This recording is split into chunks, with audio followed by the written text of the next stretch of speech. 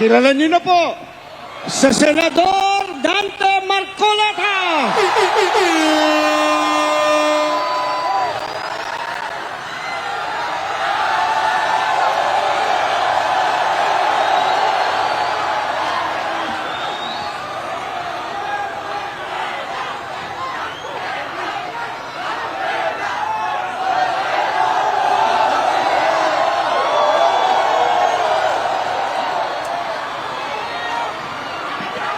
Magandang gabi po sa ating lahat, mga kapatid, mga kababayan. Okay pa po ba kayong lahat? Kayang-kaya pa po ba? Alam po ninyo, ang isang malayang pagpapahayag at maramihang pagtitipon, kagaya ng ating ginagawa ngayong gabi, ay kapwa karapatan na pinoproteksyonan ng ating saligang batas. Ang layunin ay naihayag na po ng nakaraang nakapagsalita sa atin. Tatlong bagay po ang ating hinahanap: ang transparency, accountability, at justice. Transparency. Sa konteksto po ng ginagawa na pag-uusisa at pag-iimbestiga sa mga anomalyang paglalatag ng flood control project sa ating bansa, ito ay dapat lantad, bukas, katanggap-tanggap at makatotohanan. Hindi kagaya ng nakikita natin ngayon. Ako po ay magbibigay sa inyo ng mga ilang halimbawa. Halimbawa, nung ako po ay chairman pa ng Blue Ribbon Committee.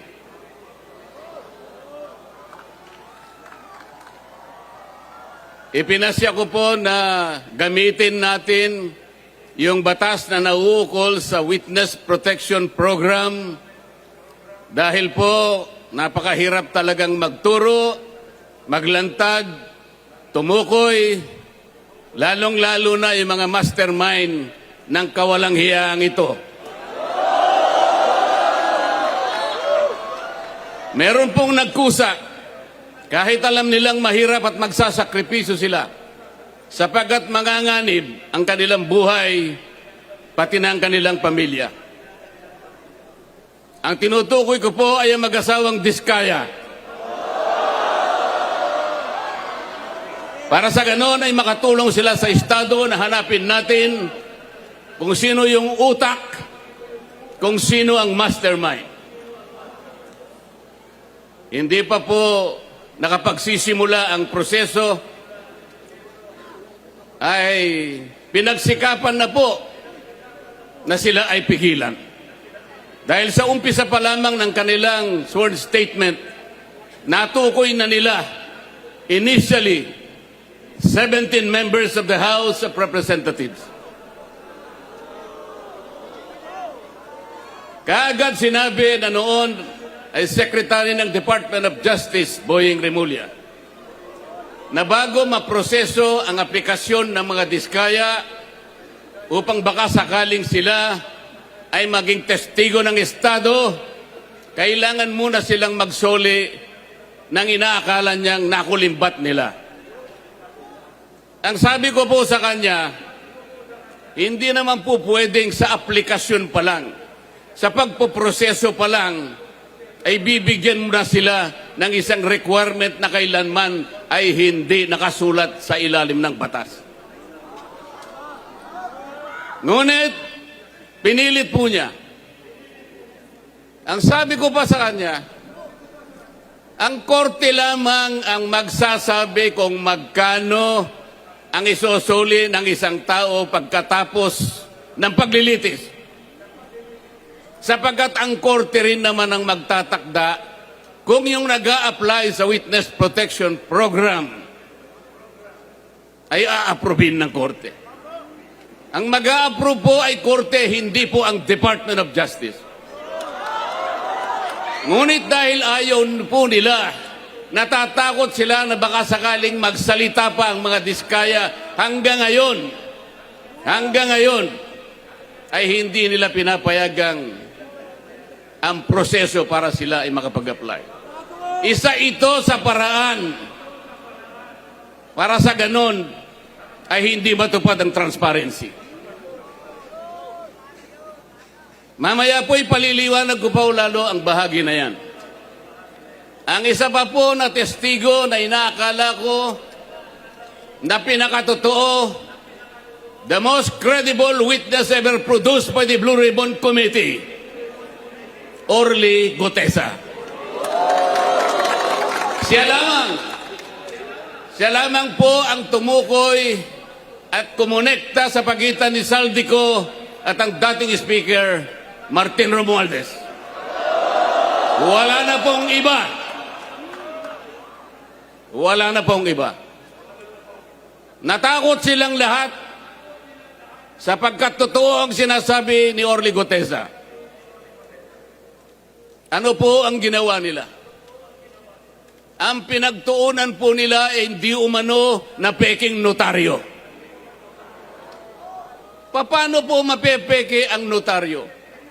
Tayo pong lahat, saksi sa umiiral na mga pangyayari sa pagnonotaryo. Pumunta kayo sa malapit na City Hall, makikita nyo ang nakalinyang mga notary publics.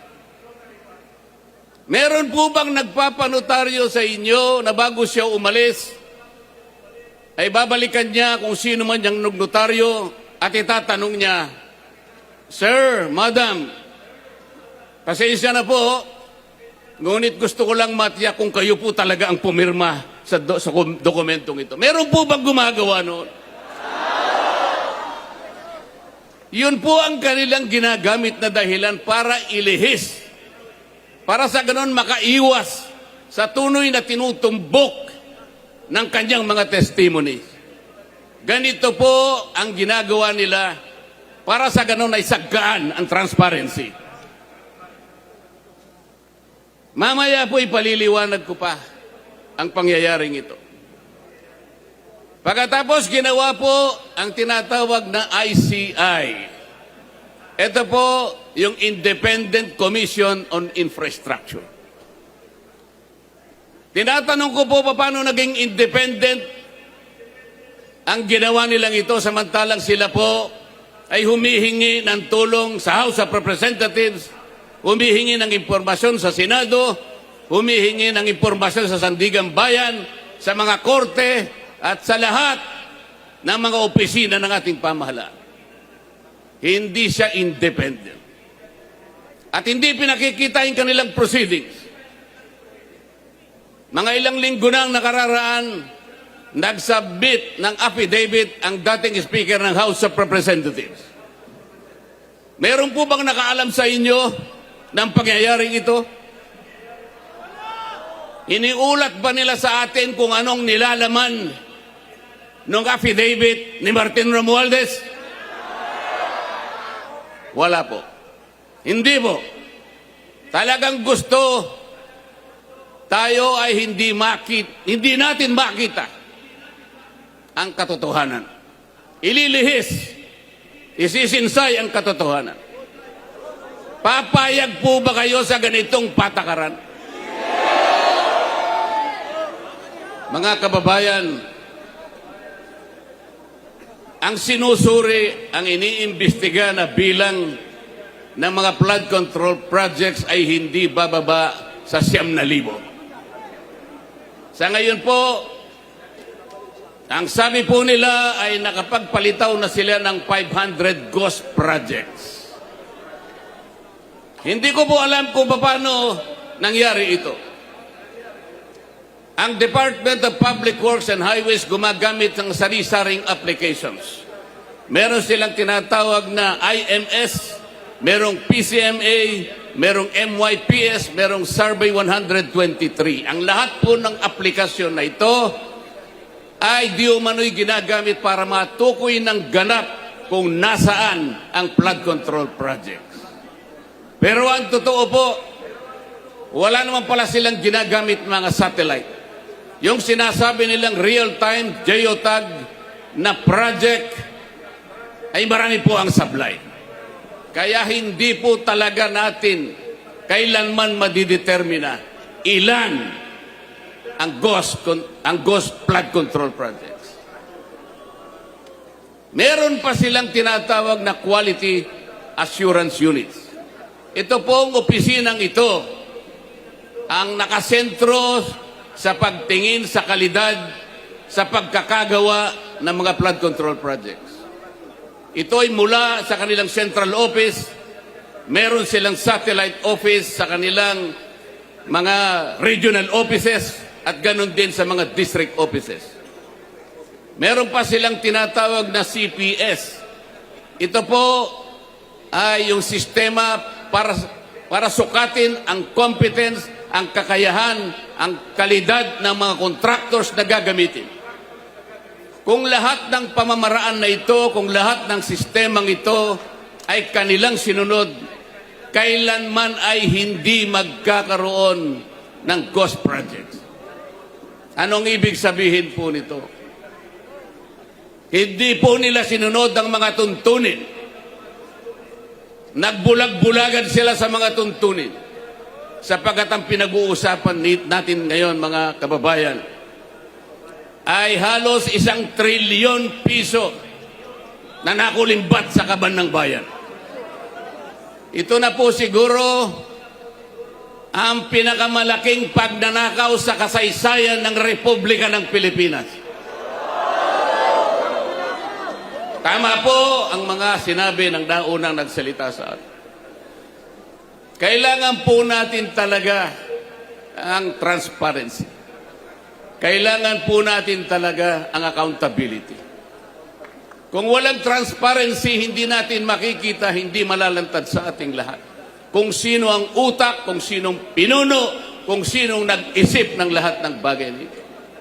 At kung hindi sila magiging accountable kahit kailan, ay hindi magkakaroon ng hustisya sa ating bansa.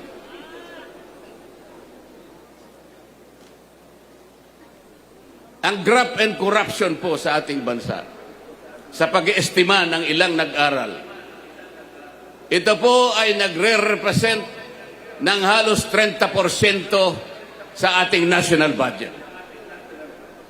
Kung ang ating national budget ay mahigit na 6 na trilyong piso, kayo na po ang kumuwenta kung ilan ang nawawala sa kaban ng bayan. Sa DPWH lamang po, sa budget lamang po ng isang ahensyang ito, 1 trilyon po ang nadadagdag. Ito'y nakita po namin sa initial findings namin nung ako pa po ang chairman ng Blue Ribbon Committee. Dinadagdagan nila kung ano yung ceiling na binigay ng Department of Budget and Management. Meron silang tinatawag na allocables, meron silang tinatawag na leadership, meron silang tinatawag na unprogrammed funds, at meron pang dagdag pagkatapos na magkaroon ng bicameral conference. Kapag tinotal natin ang lahat ng ito, hindi bababa sa 1 trilyong piso, katumbas ng 15% ng ating national budget. Ganyan po kalawak, ganyan katalamak, ganyan ang magnitude ng nakawan sa kaban ng bayan. Mga kababayan, papayagan po ba natin ito? Papayagan po ba natin ito?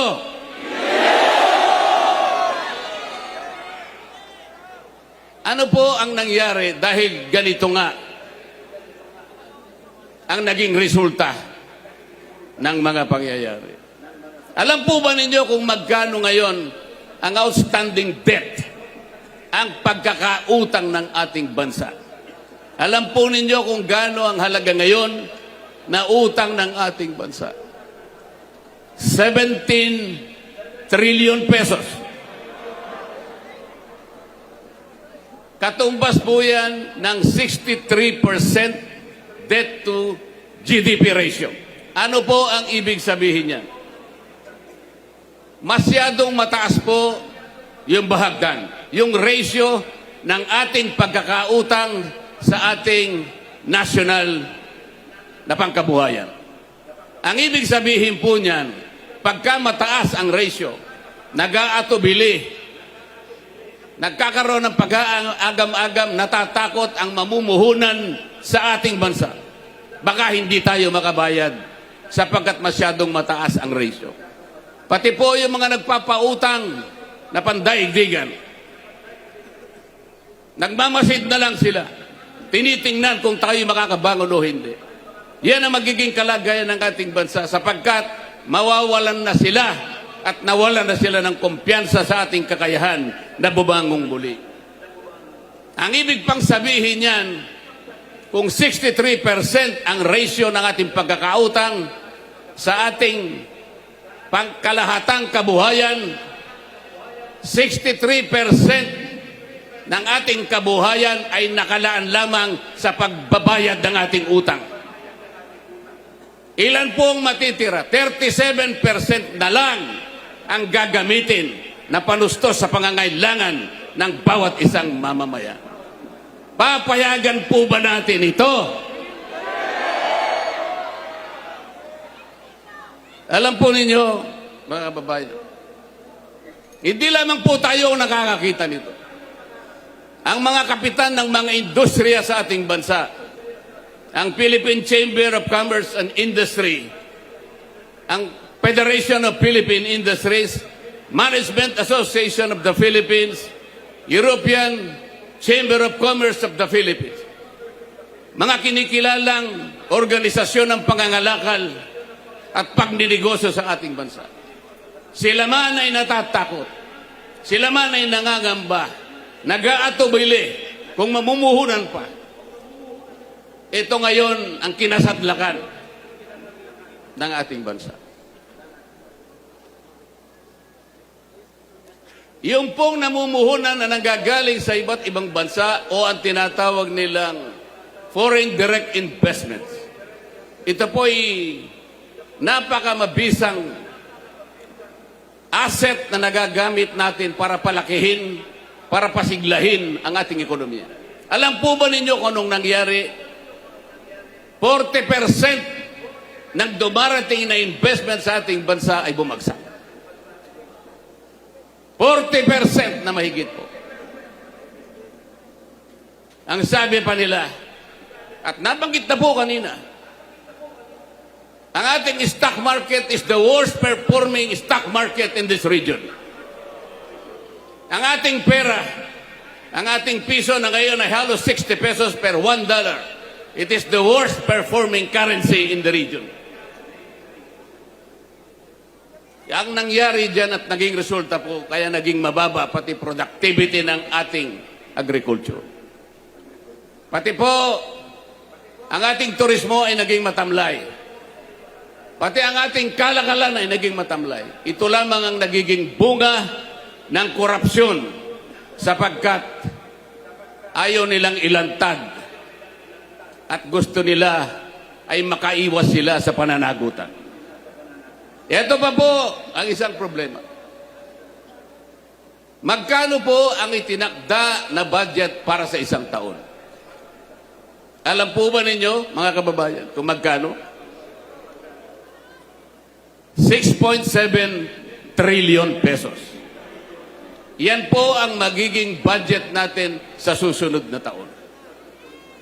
Magkano naman po ang kikitain natin o tinatawag na projected revenue sa isang taon?